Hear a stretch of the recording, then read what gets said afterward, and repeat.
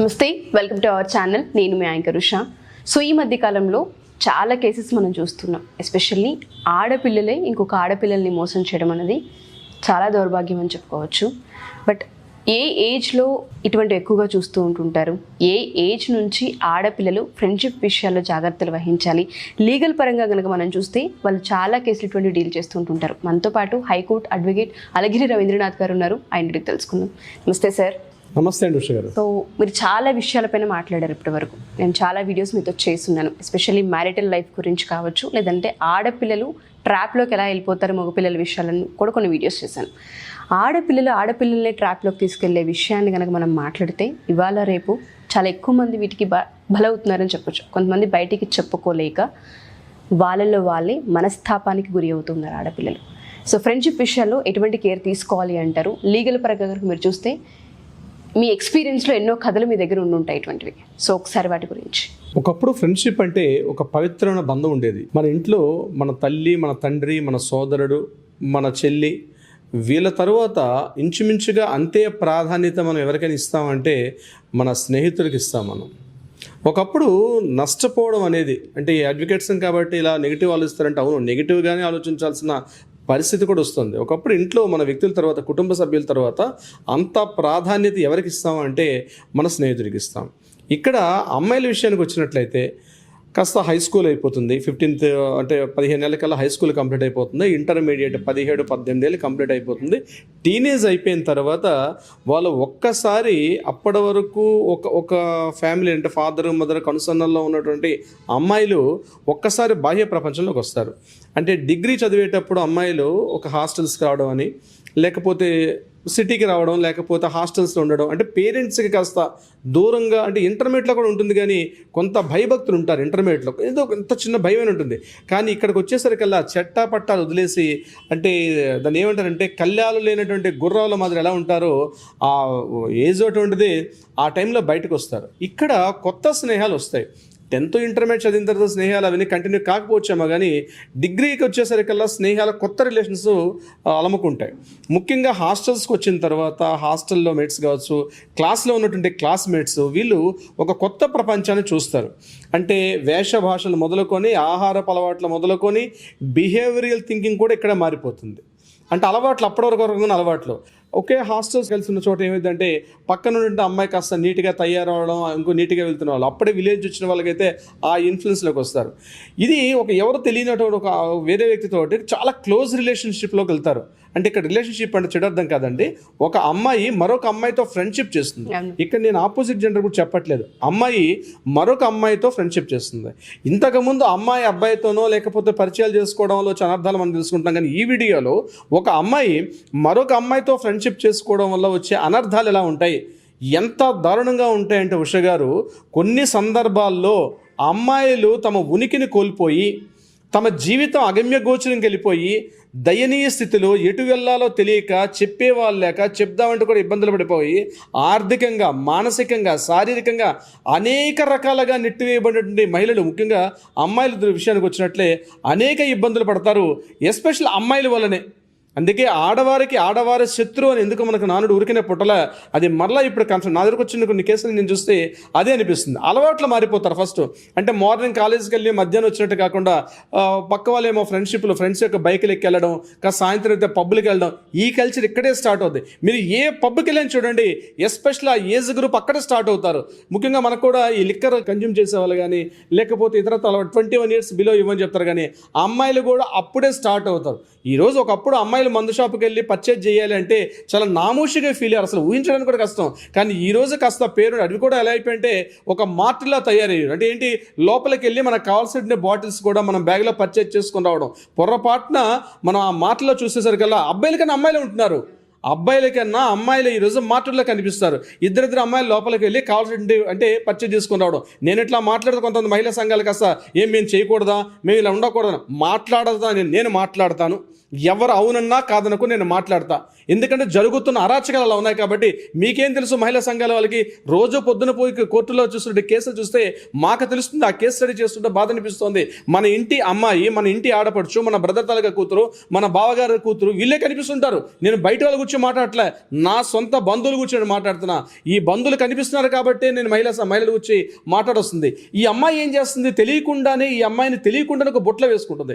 ఈ ఏజ్ ఇప్పుడే టీనేజ్ దాటిన అమ్మాయి ఏం చేస్తుంది, ఎప్పుడైతే పరిచయాలు పెరుగుతాయో తనకున్నటువంటి చాటుమాటు వ్యవహారాలు అంటే ఏంటి, ఏది చెప్పాలి ఏది చెప్పకూడదు, ఏది మనం కాస్త చాటు ఉండాలి ఏది చాటు ఉండకూడదని మన పెద్దవాళ్ళు ఒక నియమాలు ఇచ్చారు. ఆ నియమాలు లేదు, అన్నీ ఓపెన్గా. ఈవెన్ దో ఇంక్లూడింగ్ తనకు ఉన్నటువంటి ఏటీఎం. నేను కొంతమంది అమ్మాయిలు చూశాను, ఏటీఎం మా అమ్మాయి కదా, నా క్లాస్మేట్, నేను ప్రాణ స్నేహితురాలని మాట్లాడతారు. అంటే ప్రాణానికి ప్రాణం. అంటే ఈమెయిల్స్ ఐడీలు ఇచ్చేసుకుంటారు, పాస్వర్డ్లు ఇచ్చేస్తారు, గూగుల్ పాస్వర్డ్లు ఇస్తారు, తమకున్న అకౌంట్ నెంబర్ ఏటీఎం పిన్స్ కూడా వాళ్ళకి తెలుసు. అంత చెప్పేసుకుంటారు, ఒకరినొకరు తమ ఉనికిని కోల్పోయి మొత్తం కూడా ఇచ్చేస్తారు.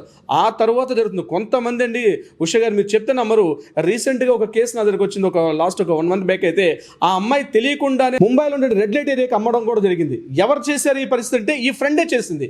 ఆ అమ్మాయి తెలియకుండానే పొద్దున బైక్తో సాయంత్రం వెళ్తుంటుంది. ఈ అమ్మాయికి తెలియకుండానే కాస్త జల్సాగా ఇంటి నుంచి పేరెంట్స్ పంపించలేకపోతున్నారు, పేరెంట్స్ పెద్దగా అన్ఎడ్యుకేటర్స్, తెలియకుండానే వ్యభిచారం అనే వృత్తిలోకి వేరెవరు దించలే, ఒక ఫ్రెండ్ రూమ్మేట్ దించేసింది.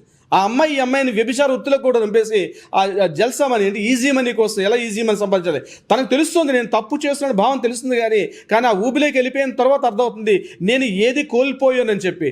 తర్వాత ఏదో అకస్మాత్తుగా ఎవరో బాయ్ ఫ్రెండ్ వస్తాడు, ఆ బాయ్ ఫ్రెండ్కి చెప్పలేక చెప్పి ఎక్కడో చూడకూడని స్థితిలో చూస్తే వాళ్ళిద్దరి మధ్య మానసికంగా ఉన్నటువంటి ఒక డిఫరెన్షియేషన్. అంటే అమ్మాయిలు రొంపిలోకి దిగబడుతుంది ఎవరో వేరే థర్డ్ పర్సనాలిటీ కాదు. ముఖ్యంగా నేను చెప్పాలంటే సినిమా రంగాల కోసం చెప్పి అవకాశాల కోసం వచ్చే అమ్మాయిలు, ఈ రకరకాల వృత్తుల్లోకి ఏదైనా కాస్త పబ్లిక్గా మనం బాగా చలామణి అవుతామని ఈ రంగాల్లోకి వచ్చే అమ్మాయిలు తెలియకుండానే కొంతమంది ఇంటి పక్కన ఉన్న ఆంటీలో లేకపోతే ఎదురుగుండా ఉన్నటువంటి ఆంటీ కాస్త ఏమే బాగుంటున్నాం అని చెప్పి ఈ రకమైన పరిచయాలు పెంచుకొని ఆడవాళ్లే ముగ్గులోకి దించేస్తారు. కూతురు స్థాయి ఉన్నటువంటి అమ్మాయిలను కూడా రొంపులోకి దించిన వాళ్ళు కొన్ని 100 కేసులు ఉన్నాయి మేము చూసిన కేసుల్లో. అంటే అదొక రకమైన చట్టంలో ఇరుక్కుపోతారు. అంటే ఒకటి ఈ రకంగా వ్యక్తిగతంగా కోల్పోవడం ఒకటైతే మరొకటి ఆర్థికంగా మాట్లాడుకుంటాం. ఆర్థికంగా ఏంటి, ముందుగా చిన్న అవసరాలకి షాపింగ్ తీసుకెళ్ళి కాస్త బట్టలు చిన్న కొనిపిస్తారు, తర్వాత వారి మీద పూర్తి అజమాయిషి తీసుకొస్తారు. వాళ్ళ బ్యాంక్, ఇప్పుడు నేను చెప్పినట్టుగా వాళ్ళ బ్యాంక్ ఏటీఎం కార్డ్స్ అయితేనేమి, లేకపోతే వాళ్ళు చేసేటువంటి గూగుల్ పే, ఫోన్పే చేసే ఆన్లైన్ ట్రాన్సాక్షన్ పాస్వర్డ్లు కూడా వీళ్ళు కంట్రోల్లో పెట్టుకుంటారు. అంటే తెలియకుండానే నేను నీకు మంచి చేస్తున్నాను అని చెప్తూ తెలియకుండానే వాళ్ళ మీద పూర్తిగా వాళ్ళని గ్రిప్లో పట్టుకోవడం అనమాట. ఆర్థికంగా చేస్తారు. ఇక్కడితో ఆగితే బాగుండేది. కాస్త ఉద్యోగాల్లో వెళ్ళేసరికల్లా ఆ పక్కన ఫ్రెండ్షిప్ కోసం ఒక కేసు నెల్లూరులో నాకు వచ్చిన కేసు చూశాను. ఒక లవర్ తోటి కలపడం కోసం ఈ అమ్మాయి అందులో ఎంటర్ అయిన తర్వాత వాళ్ళిద్దరినీ కలుపుతున్నాననే పేరుతోటి ఈ అమ్మాయి అతనితో లింక్ ఏర్పాటు చేసుకుని ఈ అమ్మాయి మ్యారేజ్ చేసుకుంది. నేను పేర్లు చెప్పడానికి ఇష్టపడలేదు. మా క్లాస్ నాతో దగ్గరగా పనిచేస్తుంటారు, నా దగ్గర పనిచేసిన స్టాఫ్ అయ్యి పనిచేశారు. ఆ అమ్మాయి చేసిన పని వాళ్ళిద్దరినీ కలుపుతున్నాను, లవ్ మ్యారేజ్ చేస్తున్నాను చెప్తూ లవ్ మ్యారేజ్ వాళ్ళిద్దరినీ కలుపుతూ ఈ అమ్మాయి ఆ ట్రాక్లో ఎంటర్ అయిపోయిన తర్వాత ఈ అమ్మాయిని పక్కకు తొలగించేసింది. ఎందుకంటే అతను కాస్త సోషల్ పరంగా మంచి రిచ్ పర్సన్, బాగా రిచ్గా ఉన్న పర్సన్. ఈ రకంగా చేసినటువంటి వాళ్ళు కొంతమంది, అంటే ఫ్రెండ్షిప్ పేరుతోటి అతను ఆమె యొక్క పర్సనల్ లైఫ్లోకి ఎంటర్ అయ్యి ఆ ఫ్రెండ్ యొక్క విషయాలని దగ్గరగా తెలుసుకొని తనే మాట్లాడుతూ తను మెల్లగా కమ్యూనికేట్ చేస్తుంటే మాట్లాడి అతని యొక్క లైఫ్లోకి ఎంటర్ అయిపోయి ఈ అమ్మాయిని పక్కకు తప్పించేసి తను ఎంటర్ అయ్యే విషయాలు తెలుసు. ఇది కాస్త ఇలా ఉంటే కాస్త మ్యారిటల్ స్టేటస్లోకి వెళ్ళే పరిస్థితి చెప్తాను. ముందుగా ఏదో మా పిన్ననో మా అక్కనో దగ్గరగా చేరిన తర్వాత మెల్లగా రిలేషన్ లేవుతుంటే వాళ్ళు హ్యాపీగా ఉన్నటువంటి మ్యారిటల్ స్టేటస్లో ఫ్రెండ్ అని పరిచయం అవుతారు. ముందుగా అంటే ఫ్రెండ్ అని పరిచయం, ఆల్రెడీ హస్బెండ్ వైఫ్ ఇద్దరు ఉంటారు.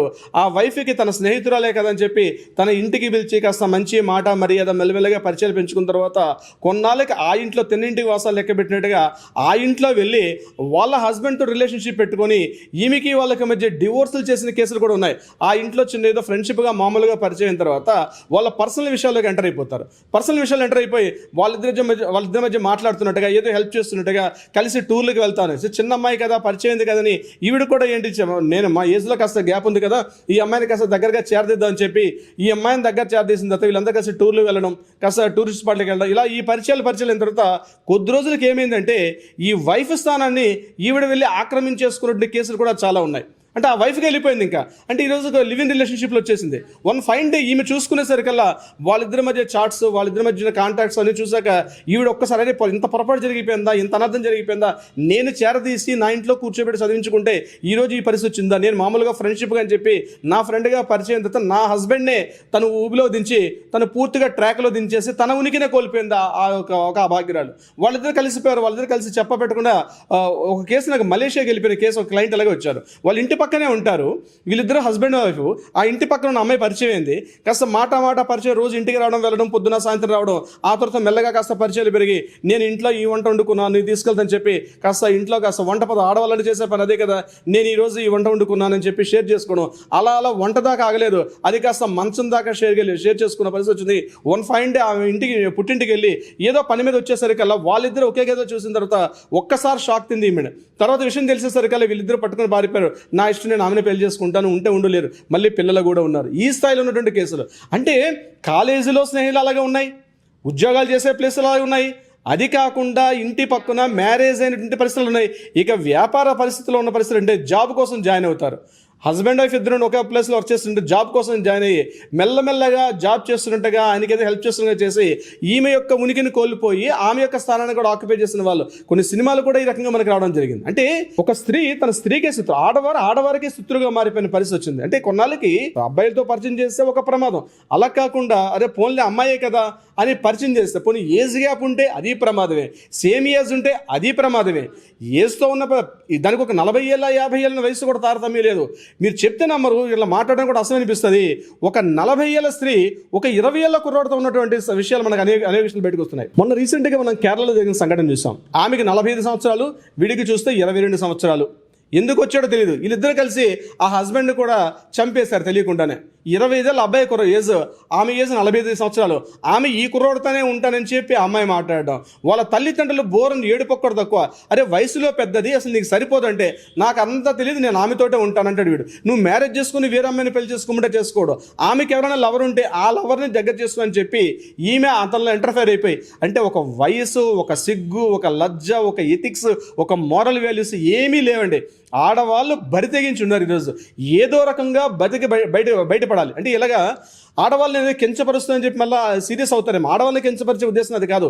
సమాజంలో ఈరోజు మన వ్యవస్థలో జరుగుతున్న పరిస్థితులు నేను మీకోసం తెలియపరిచే ప్రయత్నం చేస్తాను. ఎందుకంటే కేసులు మాకు వచ్చే ఈ లీగల్ కేసులు చూస్తుంటే అసలు కొన్ని కేసులు నాకే అర్థం కావు. ఎలా చేశారు? ఒక తల్లి స్థాయిలో ఉండాల్సిన ఒక స్త్రీ ఒక కొడుకు స్థానంలో ఉండాల్సిన ఏజ్కి ఉన్నటువంటి అబ్బాయితోటి ఎటువంటి రిలేషన్షిప్ ఉంటుంది? దీన్ని ఏమంటారు? మనకి ఏం చట్టాలు ఉన్నాయా? ఏ చట్టాలు ఎలా వచ్చింది చెప్పండి. ఒక తల్లిదండ్రులు వచ్చి బోర్ నేర్చారు, సార్ ఒక మా ఇంటి పక్క ఆమె ఏజ్ 40 సంవత్సరాలు నా కొడుకుతో రిలేషన్షిప్ పెట్టుకుందని. నాకు సమాధానం చెప్పమంటారు, లీగల్లో కేసు వేద్దామంటారు. ఏం కేసు వేయాలి? అసలు ఏం చూపించాలి? పోలీస్ స్టేషన్కి వెళ్తే పోలీసులు అవుతున్నారు, సార్ మా ఇంటి పరువు తీరిపోతుంది, వీడేమో ఆమెనే చేసుకుంటానంటాడు. ఎలా సాధ్యపడుతుంది సార్? ఇది ఎట్లా సాధ్యపడుతుందా? మేము ఏం చేయాలి అర్థం కావట్లే. ఆమెమో వదలట్లేదు, రాత్రి పగలు చాటింగ్ చేస్తుంది, ఎన్ని రకాలుగా తిట్టినా కొట్టి నాకు అతడే కావాలని చెప్పుకోవచ్చు. అంటే నేను చెప్తాను చూసానండి, ఏజ్ లిమిట్ అన్నది ఏదైతే ఉందో, ఈ మీరు చెప్పిన ఇంటర్మీడియట్ ఏజ్ దాటిన తర్వాత వచ్చినటువంటి ప్రమాదం ఏదైతే ఉందో అక్కడ మొదలుకొని 45 ఏళ్ళ 50 ఏళ్ళ ఇదే పరిస్థితి. అసలు ఆడవాళ్ళకే శత్రువులు, వేరే వాళ్ళకి కూడా శత్రువులు కాదు. అందుకే నేను ఏమంటానంటే బీ అలర్ట్. మీరు మీ ఆడవాళ్ళైనా, మీతో క్లోజ్గా ఉన్న ఈ వీడియో చూస్తున్న మన సోదరిమణులు ఎవరైనా ఉంటే నేను చెప్తున్నాను, మీకు ఫ్రెండ్స్ ఆడవాళ్ళైనా మీకు సంబంధించిన కొన్ని రహస్యాలు ఉంటాయి, ఎట్టి పరిస్థితుల్లో కూడా షేర్ చేసుకోవద్దు. దీనికి సొల్యూషన్ ఒకటండి, prevention is the better than cure. ప్రమాదం జరగక ముందే జాగ్రత్త పడడం చాలా మంచిది. జరిగిన తర్వాత అయ్యో జరిగిందని. మీకు శత్రువులు ఎక్కడో ఉంటారు, మీ పక్కనే ఉంటారు, మీ ఆఫీసులో ఉంటారు, మీతో పాటు నవ్వుతూ, మీతో పాటు మాట్లాడుతూ, మీతో పాటు కేరింతలు కొడుతున్నటువంటి, మీతో పాటు షేర్ చేసుకున్న మీ బెంచ్ మేటా, మీ క్లాస్మేటా, మీ రూమ్ మేటా, మీతో పాటు ఆఫీస్లో కలిగ్గా, లేదా మీ ఇంటి పక్కన ఉన్నవారా, మీ మేడ పైన ఉన్నవారా, మీ అపార్ట్మెంట్లో ఉన్నవారా, మీ అపార్ట్మెంట్ కింద ఉన్నవారా, మీరు ఇండిపెండెంట్ హౌస్ అయితే మీ ఇంటి పక్కన ఉన్న వాళ్ళ, ఎదురింటి వాళ్ళ, పక్కింటి వారా, వీళ్ళే ఉంటారు శత్రువులు. శత్రువు అనేవాడు ఎక్కడో బయట నుంచి అయితే రాడు.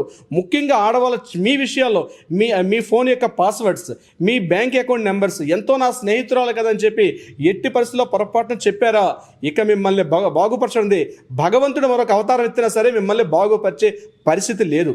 ఉష గారు, సో మీరు అన్నట్టుగానే ఆడవాళ్ళు చాలా విషయాలలో జాగ్రత్తగా ఉండాలి. ఒకప్పుడు పేరెంట్స్ కానివ్వండి, ఫ్రెండ్స్ కానివ్వండి చెప్పేది ఏంటంటే అబ్బాయిలతో పరిచయం అయ్యేటప్పుడు చాలా జాగ్రత్తగా చూసి ఫ్రెండ్షిప్ చేయండి అనే రోజుల నుంచి ఆడపిల్లని ఫ్రెండ్షిప్ చేసిన చూసి అడుగులు వేయండి అని చెప్పే పరిస్థితికి వచ్చాము. అంటే ఎన్ని దారుణాలు బయట జరుగుతున్నాయి, అటు ఫినాన్షియల్గానా, మానసికంగానా, వ్యాపారాలకు సంబంధించి వాటిల్లో నా కెరియర్ స్పాయిల్ చేయడమా, ఇలా ఒకటి కాదండి, చాలా విషయాలలో పక్కనే ఉంటూ ఆడపిల్లల జీవితాన్ని నాశనం చేసే స్థాయికి వెళ్తున్నారంటే అది వాళ్ళ విజ్ఞానానికి వదిలేయాలి దాన్ని. Thank you sir, thank you so much. Thank you so much Usha గారు.